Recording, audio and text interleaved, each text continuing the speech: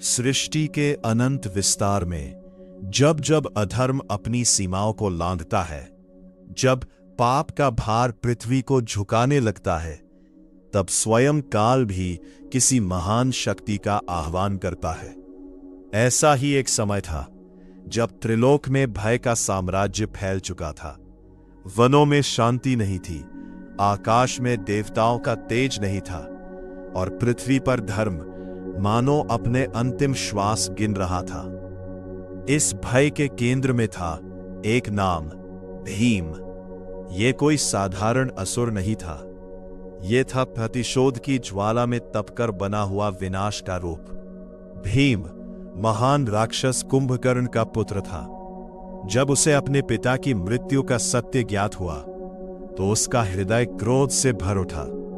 उसने संकल्प लिया, मैं देवताओं का अस्तित्व ही समाप्त कर दूंगा। और इसी संकल्प के साथ उसने प्रारंभ की घोर तपस्या। वर्षों तक ना अन्न ना जल, केवल एक ही ध्येय, अजय शक्ति। उसकी तपस्या इतनी प्रचंड थी कि दिशाएं कांप उठी, देवता व्याकुल हो उठे। अंततः सृष्टि के रचयिता ब्रह्मा प्रकट हुए। उनका स्वर गूंजा, वत्स, मैं तुम्हारी तपस्या से प्रसन्न हूं, वर मांगो।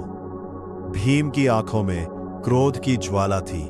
मुझे ऐसी शक्ति चाहिए कि देवता भी मेरे सामने टिक न सके। क्षण भर के लिए ब्रह्मा मौन हुए, परंतु तपस्या के नियमों से बंधे उन्होंने वरदान दे दिया और यहीं से प्रारंभ हुआ अधर्म का उत्कर्ष। वरदान पाते ही भीम का स्वरूप बदल गया। विनम्रता की जगह अहंकार ने ले ली। उसने इंद्रलोक पर आक्रमण कर दिया, देवताओं को पराजित कर दिया। यज्ञ वेदियां तोड़ी गईं, ऋषियों का अपमान हुआ, वेदों की ध्वनि मौन हो गई। धर्म अब केवल स्मृति बनकर रह गया। भयभीत देवता एकत्र हुए और अंततः उन्होंने पुकारा, हे महादेव, रक्षा करें। कैलाश पर्वत पर गहन ध्यान में लीन भगवान शिव ने जब यह पुकार सुनी तो उनका ध्यान भंग हुआ। धीरे धीरे उनके नेत्र खुले और उन नेत्रों में करुणा नहीं बल्कि प्रलय की ज्वाला थी। उनका स्वर गूंजा, अब संतुलन पुनः स्थापित होगा। और उसी क्षण उन्होंने धारण किया भीम अवतार। यह कोई सामान्य रूप नहीं था। उनका शरीर विराट, नेत्रों में अग्नि की लपटें, जटाओं से प्रचंड ऊर्जा प्रवाहित हो रही थी। उनके एक एक कदम से पृथ्वी कांप रही थी। यह था संहार का साक्षात रूप। जब भीम असुर ने इस रूप को देखा, वो क्रोध से भर उठा। तुम कौन हो? उसने गर्जना की। शिव ने उत्तर दिया, मैं अंत हूं, तेरे अहंकार का अंत। और फिर आरंभ हुआ एक ऐसा युद्ध जिसे युगों तक स्मरण किया जाएगा। आकाश बिजली से भर गया, पर्वत टूटने लगे, समुद्र उफान मारने लगे। भीम ने अपनी पूरी शक्ति लगा दी। उसके प्रहारों से दिशाएं हिल उठी, परंतु शिव अडिग थे। हर प्रहार के साथ उनका रूप और भी प्रचंड होता गया। अंततः वो क्षण आया जब शिव ने अपना त्रिशूल उठाया। समय मानो थम गया और अगले ही पल त्रिशूल ने भीम के अभिमान को भेद दिया।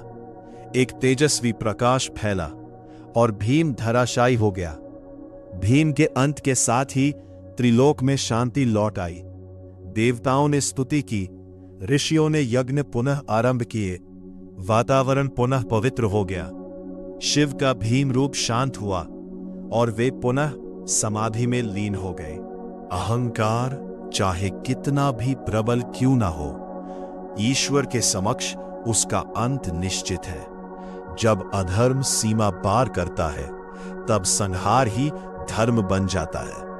अगर आप इस तरह की रहस्यात्मक कथा कहानी सुनने के इच्छुक हैं, तो आप हमारे साथ बने रहिए और राम हरे यूट्यूब चैनल को सब्सक्राइब जरूर करें, ताकि आपके लिए हम और आकर्षक अवर्णनीय कथा कहानियां आप तक पहुंचा सके।